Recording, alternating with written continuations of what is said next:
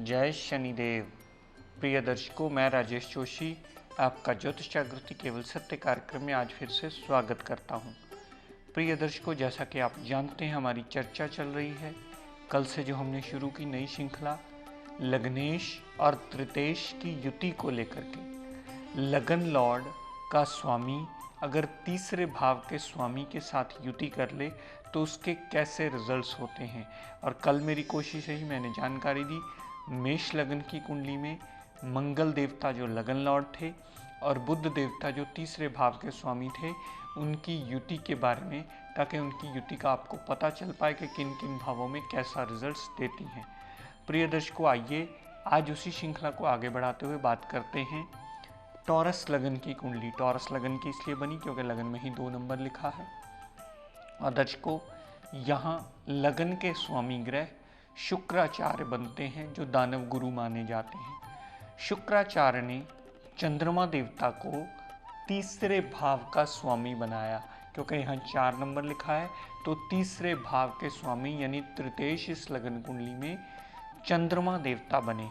एक बात प्रिय दर्शकों सदा याद रखिएगा, अगर तीसरे भाव का स्वामी आपकी कुंडली में लगन लॉर्ड के साथ युति कर ले या लगन में प्लेसमेंट में आ जाए तो उस जातक की जिंदगी में भागदौड़, हार्डवर्क, खपना नॉर्मल से कई गुना ज़्यादा होता है, क्योंकि तीसरा भाव आपकी भागदौड़ को, आपके खपने को, आपकी छोटी मोटी यात्राओं को, आपके बाहुबल को रिप्रेजेंट करता है। और अगर तीसरे भाव का स्वामी लगन लॉर्ड के साथ युति बनाता है तो आपको सदैव तीसरे भाव की शांति करनी होगी। तीसरे भाव के स्वामी को बहुत ध्यान से समझना होगा। और अगर आपको ये बात पहली दूसरी बार ना समझ में आ पाए तो अपने आसपास किसी विद्वान की मदद लीजिए और ये जानिए कि आपकी कुंडली में कहीं लगन लॉर्ड की स्थिति तीसरे भाव में तो नहीं बनी या तीसरे भाव के स्वामी के साथ तो नहीं बनी। अगर ये बनी है तो ध्यान से इसका लाइन ऑफ ट्रीटमेंट अडॉप्ट करके आप अपना जीवन यापन आसान भी अवश्य कर सकते हैं।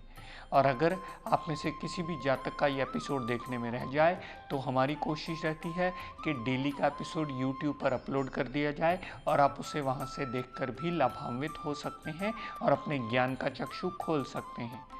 तो प्रिय दर्शकों, इस टॉरस लगन की कुंडली यानी वृष लगन की कुंडली में शुक्राचार्य जो लग्नेश बने, चंद्रमा देवता जो तृतेश बने, अगर ये युति लगन में ही बनी पड़ी हो, लगन में चंद्रमा देवता 2 नंबर राशि में आ गए और चंद्रमा देवता वृष राशि में उच्च के माने जाते हैं, लेकिन प्रिय दर्शकों उनके पास डिपार्टमेंट मेहनत का है। ऐसे जातक की मेहनत उच्च की हो जाती है, भागदौड़ उच्च की हो जाती है, भाई बहन की केयर वो जातक नॉर्मल से ज़्यादा करने लगता है। चंद्रमा देवता हमेशा लग्नेश शुक्र देवता के मालव्य नाम के पंच महापुरुष योग को लगन में खराब करते ही मिलेंगे, क्योंकि वो मेहनत का डिपार्टमेंट लेकर के बैठे हैं। शुक्राचार्य अगर लगन में बैठे हुए तो मालव्य नाम का पंच महापुरुष योग बनाएंगे। यहाँ आपको चंद्रमा देवता की शांति करनी होगी, क्योंकि चंद्रमा देवता की दशा अंतरदशा में हर जातक की भागदौड़ नॉर्मल से ज़्यादा होने वाली है और शुक्र की दशा अंतरदशा सदैव आपको शुभ फलकारी होगी। इस लगन कुंडली में हमेशा आपको लग्नेश को इम्प्रूवमेंट देनी होगी अगर वो अच्छे भाव में अच्छी जगह प्लेस्ड होगा, और तृतेश की सदैव शांति करनी होगी ताकि आपके भाग दौड़ में कमी आ पाए और आपका जीवन यापन आसान होने में ये ग्रह मददगार सिद्ध हो। दर्शकों, यही शुक्र चंद्रमा की युति अगर कुंडली के दूसरे भाव में बनी हो, दूसरे भाव में भी शुक्र देवता का होना सदैव दूसरे भाव के पूर्ण एडवांटेज देने में सक्षम होता है। जातक की वाणी बहुत अच्छी होती है, धन की कमी कभी नहीं आती, जातक का परिवार पूर्ण साथ देने वाला होता है। शुक्र की दशा अंतरदशा ये सारे फेवरेबल रिजल्ट जातक को अवश्य दिलाती है। लेकिन प्रिय दर्शकों, चंद्रमा की दशा अंतरदशा जब भी चलती है तो धन खपने के बाद मिलता है, परिवार पूर्ण साथ देने वाला नहीं होता, जातक की मेंटल पीस भी डिस्टर्ब होती है और जातक की वाणी भी अननेसेसरी कहीं ना कहीं उग्र हो जाती है। हालांकि चंद्रमा एक शांत ग्रह है, लेकिन उसके पास डिपार्टमेंट पराक्रम का आया है, इसलिए वो वाणी को खराब करने का दोष लगा करके जातक के जीवन यापन की मुश्किलें कई गुना बढ़ाता है। दर्शकों, यही चंद्रमा और शुक्र अगर कुंडली के चौथे भाव में पड़े हुए, चौथे भाव में इन दोनों को दिशा बल मिलता है। शुक्र देवता की दशा अंतरदशा जब भी चलेगी, उनमें डिग्री वाइज क्षमता और बलाबल जितना भी होगा, उतने प्रतिशत शुक्र देव पॉजिटिव रिजल्ट आपको अवश्य देते मिलेंगे। दर्शकों, माता, गाड़ी, भूमि, वाहन, मकान सारी सुख सुविधाओं और लाभ में आपको इजाफा करेंगे। यहाँ से शुक्र देव ने जितनी दृष्टि दशम भाव पर डाली, तो कामकाज में वृद्धि आना, कामकाज में इम्प्रूवमेंट आना, कामकाज इम्प्रूवमेंट होकर के नई एडिशन होना, और अगर जातक जॉब करता है, कोई प्रोफेशनल ऐसी जॉब वर्क करता है, उसमें ग्रोथ मिलना या इंक्रीमेंट मिलना, प्रमोशन मिलना, ऐसे योग शुक्र की दशांतरा अवश्य बनाती है।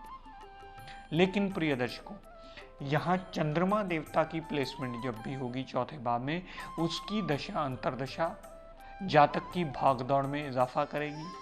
जातक की माता को भी भागदौड़ ज़्यादा करनी पड़ सकती है।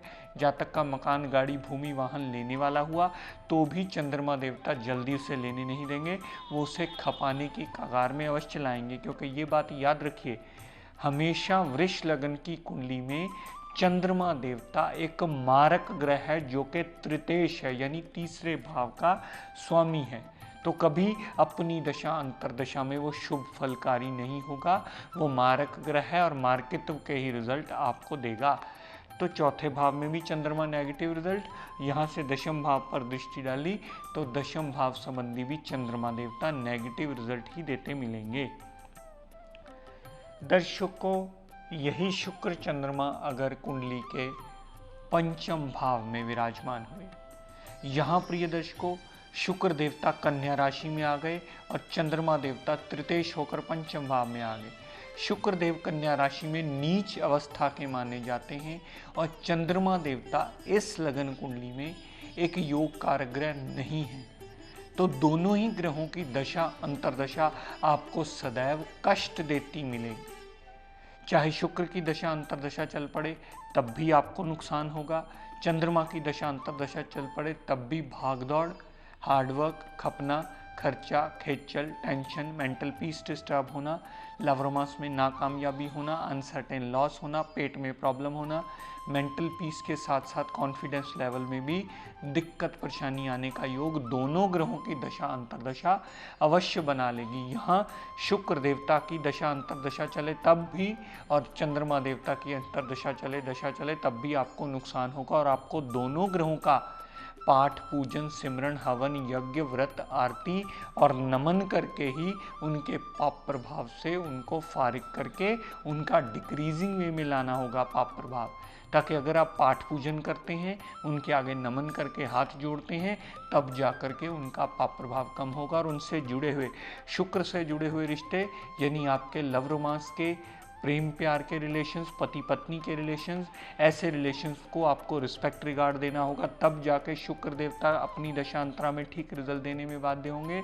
और चंद्रमा देवता से जुड़े हुए माता और माता तुल्य रिलेशंस को आपको रिस्पेक्ट रिगार्ड देना होगा, तब जाकर के चंद्रमा देवता अपनी दशांतर दशा में अपना मार्कित्व कम करेंगे और आपका जीवन जीने लायक बनाएंगे।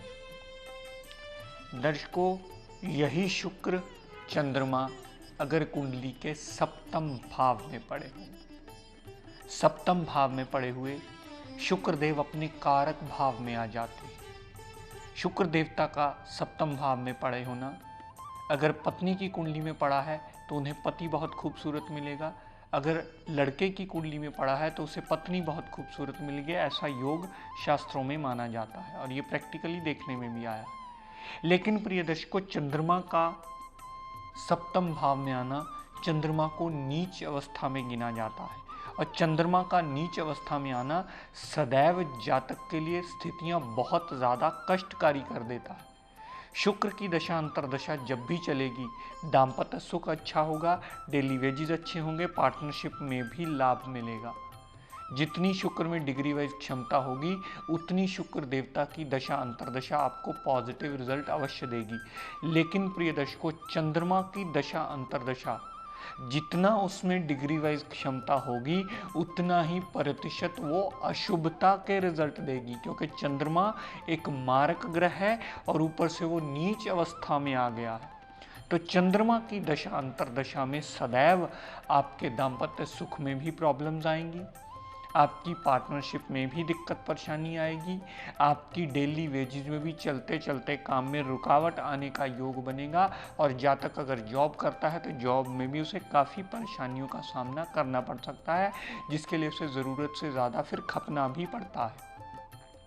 यहाँ आप चंद्रमा देवता का दान पुण्य कीजिए। सप्तम भाव में पड़े हुए शुक्र देवता का रतन आप धारण अवश्य कर सकते हैं। दर्शकों, यही युति अगर कुंडली के नवम भाव में बनी पड़ी हो, शुक्र देवता और चंद्रमा देवता, शुक्र देव अपनी दशा अंतरदशा में पिता से लाभ, धर्म को मानना, विदेश यात्रा करना, जातक का धार्मिक प्रवृत्ति का होना, छोटे भाई बहन से लाभ, छोटी मोटी यात्राओं से भी लाभ होना और जातक को भाग्यवान माना जाता है।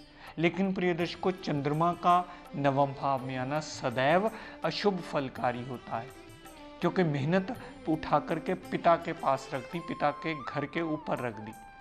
पिता को भी साथ में जातक के मेहनत करनी पड़ती है, मेंटली पीस जातक की डिस्टर्ब होती है, जातक धार्मिक यात्रा करता है लेकिन वो भी बहुत ज़्यादा अच्छा फलकारी नहीं होता। जातक विदेश यात्रा करता है, वहाँ से भी उसको रिजल्ट्स गेन नहीं कर पाता। यहाँ चंद्रमा देवता सदैव अशुभता के रिजल्ट देते मिलेंगे, क्योंकि वो एक मारक ग्रह हैं। शुक्र देवता सदैव पॉजिटिव रिजल्ट देते मिलेंगे, क्योंकि वो इस कुंडली के सबसे योग कारक ग्रह हैं। तो प्रिय दर्शकों, यहाँ शुक्र देवता का रतन धारण कर सकते हैं और चंद्रमा का दान पुण्य करके उसकी दशा अंतरदशा का जो भी पाप प्रभाव है वो डिक्रीजिंग वे में लाया जा सकता है। और वो इसलिए भी अति अनिवार्य हो जाता है, अगर आप चंद्रमा को डिक्रीज करेंगे तभी आपका नवम भाव में पड़ा हुआ शुक्र देवता और अच्छे रिजल्ट देने में सक्षम हो पाए। दर्शकों, यही शुक्र चंद्र अगर कुंडली के दशम भाव में पड़े हों, यहाँ भी लगन लॉर्ड का दशम भाव में आना सदैव शुभ फलकारी होता है और चंद्रमा देवता यहाँ सदैव दिक्कत परेशानियाँ देते ही मिलते हैं। कामकाज ज़रूरत से ज़्यादा भागदौड़ करवा कर ही पूर्ण करवाते हैं। यहाँ से चंद्रमा ने जितनी दृष्टि चौथे भाव पर डाली वो सदैव अशुभ फलकारी होती हैं। माता, गाड़ी, भूमि, वाहन, मकान, सबसे दिक्कत परेशानियाँ चंद्रमा की दशा अंतरदशा में अवश्य आती हैं। दर्शकों, यही शुक्र चंद्र अगर कुंडली के 11वें भाव में पड़े, यहाँ मीन राशि के शुक्रदेव उच्च के हो जाते हैं, लेकिन चंद्रमा देवता मेहनत का लॉर्ड उठ करके लाभ में आ गया।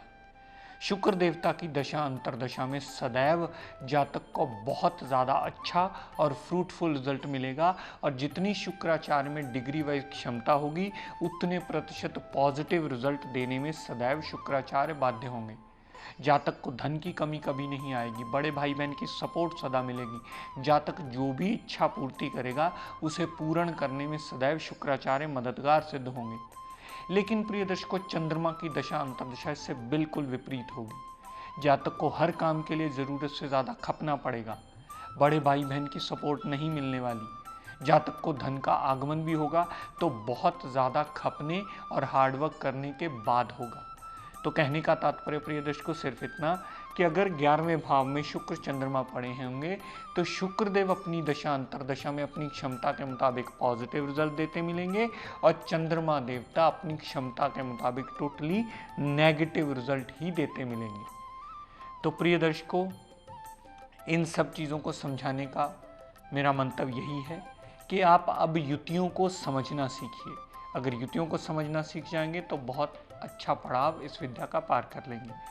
तो प्रिय दर्शकों, आज अपनी वाणी को यही विराम देता हुआ हम सब के लिए मंगल कामना करता हुआ शनिदेव से ये प्रार्थना करता हूँ कि हे शनिदेव हम सब पर अपनी कृपा दृष्टि, दया दृष्टि सदैव बनाए रखें। जय शनि।